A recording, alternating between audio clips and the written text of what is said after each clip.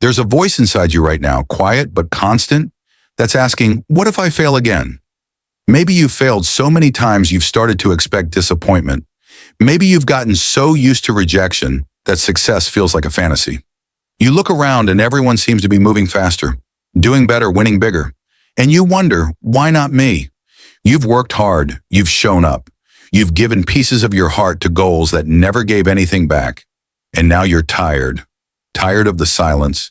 Tired of starting over. Tired of hoping. I get it. But let me tell you something that might just change everything. You are being tested not because you're weak, but because you're strong enough to grow. Life doesn't hand out breakthroughs without breakdowns first. Growth doesn't come wrapped in comfort. You have to be pushed, stretched, broken, and then rebuilt. The strongest steel is forged in the hottest fire. And maybe that's what this is. Maybe your pain is refining you, because every setback you've faced, every night you've spent awake staring at the ceiling, every time you've had to swallow your pride and keep going, that wasn't failure. That was foundation. Foundation for who you are becoming. The problem is, we only see the glory. We don't see the grind. We celebrate the victory, but forget the sacrifice. But if you could pull back the curtain on every person you admire, you'd find years of invisible struggle.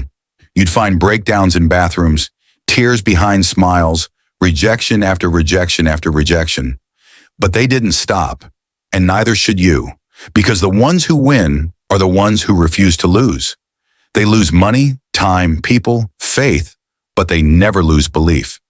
Not in the process, not in the fight, not in themselves. And that's what you need to protect, your belief. Guard it with your life, because belief is the seed. It's the thing that keeps growing even when no one else sees anything but dirt. You might be in a dark season. You might feel buried, but maybe you're not buried. Maybe you're planted. And if you can just hold on, if you can just endure the cold, the silence, the darkness, something will grow, something powerful, something new. This version of you, the one that's coming, it's wiser, it's tougher, it's scarred but unstoppable. But you don't become that version by quitting. You don't meet that version by giving up. You meet that version in the middle of the storm, when you have every excuse to walk away, and still, you choose to stay. You show up. You push forward. You fight back. Not because it's easy, but because it matters. Your dream matters. Your growth matters. Your voice, your story, your life, they all matter. So don't let this chapter convince you the book is over. Don't let temporary pain rob you of permanent purpose.